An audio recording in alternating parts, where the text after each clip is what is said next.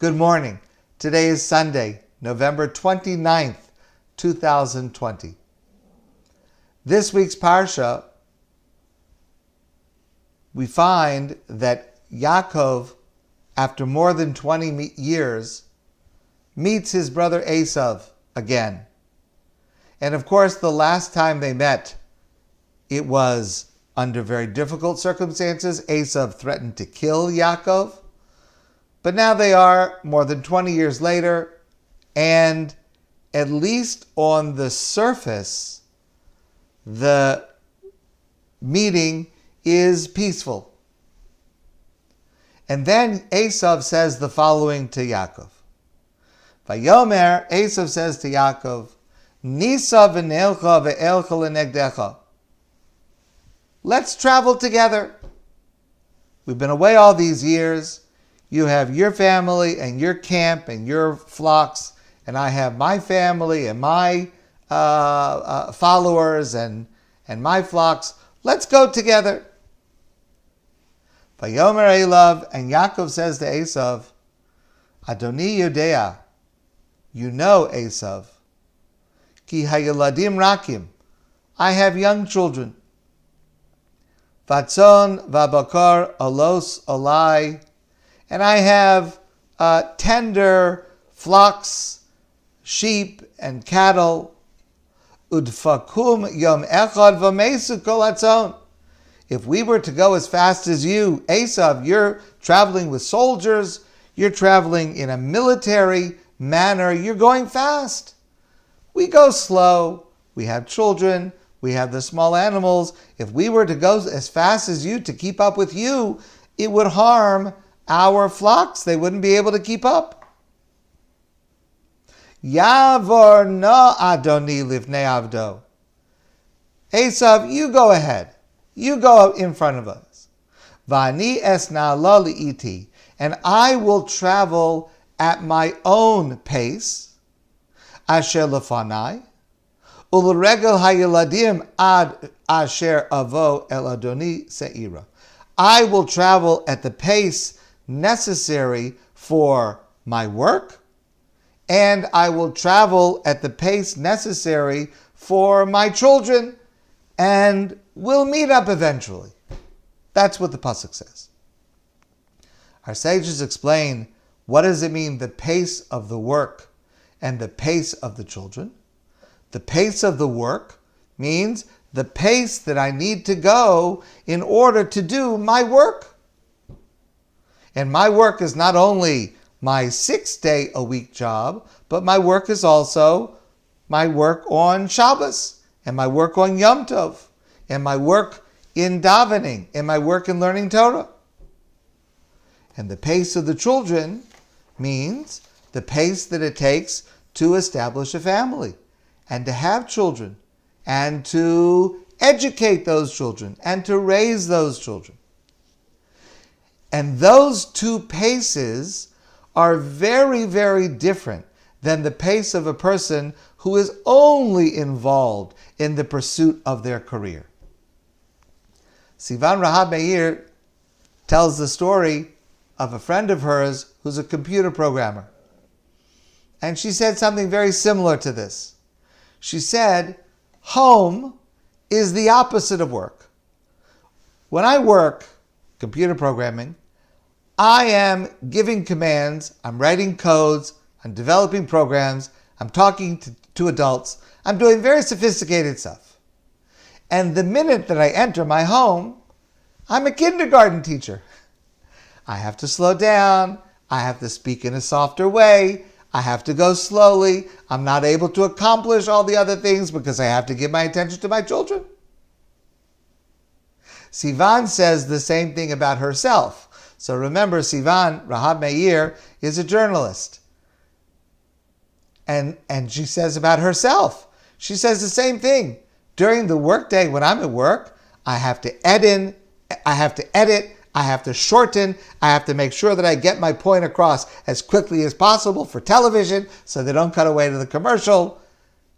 And then I come home, I'm with my children, I'm not thinking about the headlines, I'm not thinking about the next commercial, and I can speak at a different pace because I'm not under the deadlines and the routines that apply at work.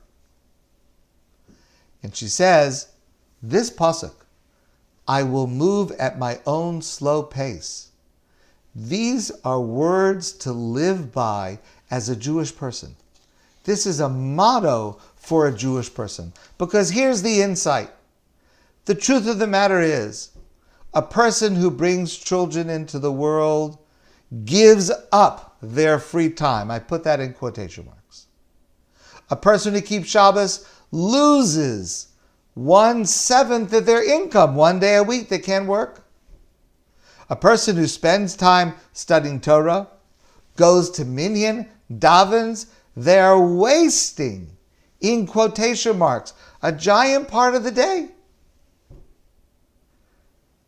All of that time could be spent in some practical manner. You could spend more time at work. You could earn more money. You could walk faster. You could go faster. You could go further.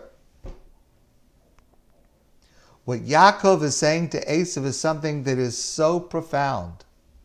It's about how we evaluate the priorities in our lives. Yaakov is saying to Esav, I have values in my life that are not driven by money or more convenience. I invest my time in matters that may appear to delay my personal development. I don't work 7 days, I work 6. I don't spend all day at work. I take out time for prayer and for study. I make sure to spend adequate time with my family so that they're raised properly, so that we have a proper relationship. It might appear that all those things are coming at the expense of my own personal, individual development. But the truth is, Yaakov says to Esav, those things are more important than anything else. And so I'm going to go slower than you. I'll catch up with you. My own lifestyle, my own personal development, my own ability to support myself and my family, that will come. It'll come a little slower, but that will come. I'll meet you eventually. But right now, I am moving at a different pace. I'm moving at a different pace, which is slower, but which is more sure. But here's the point that Yaakov says to Esav. Please don't think that I'm wasting my time in any of these other activities that I'm doing. I'm not wasting my time. I'm using my time differently than you. You may walk faster. You may march faster with less distractions. I will lead a life that is more meaningful, that is more helpful, that is more uplifting because of the time that I take at my own pace. There was a very great rabbi who lived in the early 1900s. He passed away in 1969. His name was Rabbi Yosef Shlomo Kahaneman. And he had another way to utilize this lesson from our parsha. So Rav Kahaneman was known as the Panovich Rav. He was one of the people who established the great Panovich Yeshiva in Bnei Brak in Israel, today one of the greatest, largest, most advanced academies of higher Jewish learning in the world. And he was renowned for being a genius, a Torah scholar. He was also one of the greatest fundraisers in history. He traveled around the world to raise funds for his yeshiva. But he was not just a person assigned to raise funds, he was also the head of the yeshiva. And there are many, many stories about him traveling around the world, spreading his brilliance, raising funds for his yeshiva. And also, many of the stories about him indicate he was a very fast thinker. He was fast on his feet. So, this story happened many years ago in the 50s. It happened in New York. And the Panovich Rav was in the subway, and it was late at night. He had spent the day going from place to place collecting funds for his yeshiva, and he actually had in his bag an envelope with quite a lot of cash. on the New York subway. Not the safest thing in the world. And it's late at night, and he sees that he is all alone on a subway car, and there are a group of young men. What's the right term to use them? Hoodlums. And they're eyeing him like they're the foxes and he is a fat sheep. And like they're looking and they're talking among themselves as if they are going to try to gang up on him and to steal whatever he has. So, okay, but what is he going to do? So he takes a piece of paper out of his pocket, and the piece of paper has an address written on it. And he takes the paper and he goes over to this gang and he says to them, "Would you please help me find the address on this paper? I'm new in town, I don't live here. Would you please help me find the address?" So this gang is kind of winking to themselves. They were planning to do something to him, but he's just fallen into their trap. They're going to lead him out to a certain place, and when they get him in a quiet corner, they'll steal his bag and they'll take his money. And in fact, he had a lot of money, and he couldn't lose it. It wasn't his. So they said to him, "Yeah, sure, we'll take care of you. At the next stop, you get off with us, and we'll lead you directly to the place that you want to go. No problem, don't worry." So they get to the stop. The guys motion to him, "Come, follow us." He's walking slowly behind. He leaves the subway car, and then very quickly, just as the doors are about to close, he steps back into the subway car. The doors close, and he goes on to the next station, and he avoids and escapes any kind of problem with these guys. These guys were not expecting such fast action on the part of this old-fashioned looking person, but he managed to escape them completely. So the Panovich Rav was telling the story, and someone asked him, "Rebbe, where did you come up with that idea? I mean, that's fast thinking. Where did you come up with that idea?" And he said to them, "I came up to it from the Parshas Vayishlach. Esav says to Yaakov, 'Come with me.'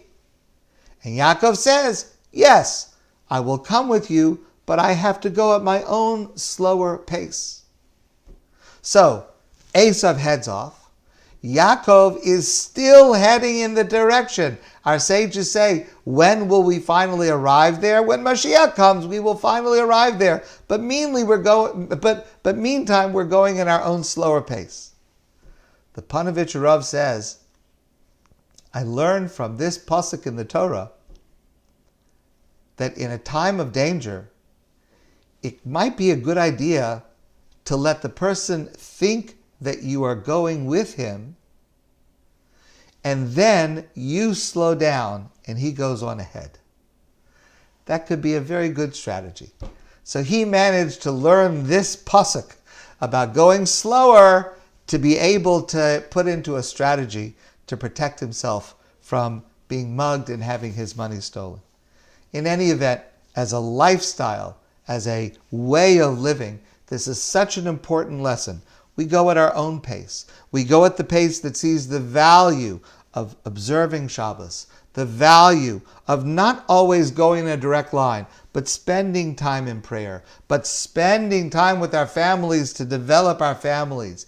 It may not be the fastest route to success in a material manner as Esav understood it, but it is certainly the route to the success of a meaningful and uplifting life. My friends, go at your own pace and have a great day. And I look forward to seeing all of you soon in person.